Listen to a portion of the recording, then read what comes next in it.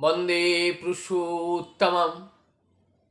आज हम इसमें चर्चा करेंगे भक्ति योग के लक्षण के बारे में और क्रमबद्ध तरीके से हम इस भक्ति योग के बारे में डिस्कशन करेंगे, जानेंगे भक्ति योग का क्या क्या फीचर्स हैं, कैसे कैसे साधना के माध्यम से हम इस भक्ति को और बढ़ा सकते हैं। भक्ति योग के लक्षण: निष्कपट भाव से ईश्वर की खोज को भक्ति योग कहते हैं। इस खोज का आरंभ, मध्य और अंत प्रेम में होता है। ईश्वर के प्रति एक क्षण की भी प्रेमोन्मत्तता हमारे लिए शाश्वत मुक्ति देने वाली होती है। भक्ति सूत्र में नारद जी कहते हैं, भगवान के प्रति उत्कट प्रेम ही भक्ति है। जब मनुष्य इसे प्राप्त कर लेता है तो सभी उसके प्रेम पात्र बन जाते हैं। वह किसी से घृणा नहीं करता, वह सदा के लिए संतुष्ट हो जाता है। इस प्रेम से किसी काम वस्तु की प्राप्ति नहीं हो सकती, क्योंकि जब तक सांसारिक वासनाएं घर किए रहती हैं तब तक इस प्रेम का उदय ही नहीं होता। भक्ति कर्म से श्रेष्ठ है और ज्ञान तथा योग से भी उच्च है, क्योंकि इन सब का एक ना एक लक्ष्य है ही। भक्ति स्वयं ही साध्य और साधना स्वरूप है, साधन स्वरूप है। हमारे देश के साधु महापुरुषों के बीच भक्ति ही चर्चा का एक विषय रही है। भक्ति की विशेष रूप में व्याख्या करने वाले शांडिल्य और नारद जैसे महापुरुषों को छोड़ देने पर भी स्पष्टतः ज्ञान मार्ग के समर्थक व्यास सूत्र के महान भाष्यकारों ने भी भक्ति के संबंध में हमें बहुत कुछ दर्शाया है। भले ही उन भाष्यकारों ने जब सूत्र की न सही पर अधिकतर सूत्र की व्याख्या शुष्क ज्ञान के अर्थ में ही की है, किंतु यदि हम उन सूत्र के और विशेषकर उपासना कांड के सूत्र के अर्थ पर निरपेक्ष भाव से विचार करें तो देखेंगे कि उनकी इस प्रकार यथेष्ट व्याख्या नहीं हो सकती। वास्तव में ज्ञान और भक्ति में उतना अंतर नहीं है जितना लोगों का अनुमान है, पर जैसा हम आगे देखेंगे ये दोनों हमें एक ही लक्ष्य स्थल पर ले जाते हैं। यही हाल राजयोग का भी है। उसका अनुष्ठान जब मुक्ति लाभ के लिए किया जाता है, भोले भाले लोगों की आंखों में धूल झोंकने के उद्देश्य से नहीं, जैसा बहुधा ढोंगी और जादू मंत्र वाले करते हैं, तो वह भी हमें उसी लक्ष्य पर पहुंचा देता है। भक्ति योग का एक बड़ा लाभ यह है कि वह हमारी चरम लक्ष्य ईश्वर की प्राप्ति का सबसे सरल और स्वाभाविक मार्ग है, पर साथ ही उससे एक विशेष भय की आशंका यह है कि वह अपनी निम्न या गौणी अवस्था में मनुष्य को बहुधा भयानक, मतंध और कट्टर बना देता है। हिंदू, इस्लाम या ईसाई धर्म में जहां कहीं इस प्रकार के धर्मांध व्यक्तियों का दल है, वह सदैव ऐसे ही निम्न श्रेणी के भक्तों द्वारा गठित हुआ है।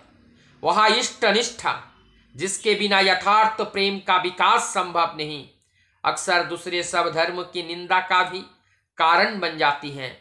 प्रत्येक धर्म और देश में जितने दुर्बल और आकस्मिक बुद्धि वाले मनुष्य हैं, वे अपने आदर्श से प्रेम करने का एक ही उपाय जानते हैं, और वह है अन्य सभी आदर्शों को घृणा की दृष्टि से देखना। इस बात का उत्तर ही मिलता है कि वही मनुष्य जो धर्म और ईश्वर संबंधी अपने आदर्श में इतना अनुरक्त है, किसी दूसरे आदर्श को देखते ही या उस संबंध में कोई बात सुनते ही इतना खूंखार क्यों हो उठता है। इस प्रकार का प्रेम कुछ कुछ दूसरों के हाथ से अपने स्वामी की संपत्ति की रक्षा करने वाले एक कुत्ते की सहज प्रवृत्ति के समान है, पर हाँ, कुत्ते की वह सहज प्रणा मनुष्य की युक्ति से वह कहीं श्रेष्ठ है, क्योंकि वह कुत्ता कम से कम अपने स्वामी को शत्रु समझकर कभी भ्रमित तो नहीं होता, चाहे उसका स्वामी किसी भी वेश में उसके सामने क्यों ना आए। फिर मतंध व्यक्ति अपने सारी विचार शक्ति खो बैठता है। व्यक्तिगत विषयों की और उसकी इतनी अधिक नजर रहती है कि वह यह जानने का बिल्कुल इच्छुक नहीं रह जाता है कि कोई व्यक्ति कहता क्या है, वह सही है या गलत। उसका एकमात्र ध्यान रहता है वह जानने में कि वह बात कहता कौन है। देखोगे, जो व्यक्ति अपने संप्रदाय के, अपने मत वाले लोगों के प्रति दयालु है, भला और सच्चा है, सहानुभूति संपन्न है, वही अपने संप्रदाय से बाहर के लोगों के प्रति बुरा से बुरा काम करने में भी ना हिचकेगा। पर यह आशंका भक्ति की केवल निम्नतर अवस्था में रहती है। इस अवस्था को गौरी कहते हैं। परंतु जब भक्ति परिपक्व होकर उस अवस्था को प्राप्त हो जाता है जिसे हम परा कहते हैं, तब इस प्रकार की भयानक मतंधता और कट्टरता के फिर आशंका नहीं रह जाती। इस पराभक्ति से अभिभूत व्यक्ति प्रेम स्वरूप भगवान के इतने निकट पहुंच जाता है कि वह फिर दूसरे के प्रति घृणा भाव के विस्तार का यंत्र स्वरूप नहीं हो सकता। यह स्वभाव नहीं कि इसी जीवन में हम में से प्रत्येक समंजस्य के साथ अपना चरित्र गठन कर सके। फिर भी हम जानते हैं कि जिस चरित्र में ज्ञान, भक्ति और योग, इन तीनों का सुंदर सम्मिश्रण है, वही सर्वोत्तम कोटि का है। एक पक्षी को उड़ने के लिए 3 अंग की आवश्यकता होती है, 2 पंख और पतवर स्वरूप एक पूंछ। ज्ञान और भक्ति मानो 2 पंख हैं और योग पूंछ जो सामंजस्य बनाए रखता है। जो इन 3 साधन प्रणालियों का एक साथ सामंजस्य सहित अनुष्ठान नहीं कर सकते और इसलिए केवल भक्ति को अपने मार्ग के रूप में अपना लेते हैं, उन्हें यह सदैव स्मरण रखना आवश्यक है कि यद्यपि वह अनुष्ठान और क्रियाकलाप आरंभिक दशा में नितांत आवश्यक है, फिर भी भगवान के प्रति प्रगाढ़ प्रेम उत्पन्न कर देने के अतिरिक्त तो उनकी और कोई उपयोगिता नहीं। यद्यपि ज्ञान और भक्ति दोनों ही मार्ग के आचार्य का भक्ति के प्रभाव में विश्वास है, फिर भी उन दोनों में कुछ थोड़ा सा मतभेद है। ज्ञानी के दृष्टि में भक्ति मुक्ति का एक साधन मात्र है, पर भक्त के लिए वह साधन भी है और साध्य भी। मेरी दृष्टि में तो यह भेद नाम मात्र का है।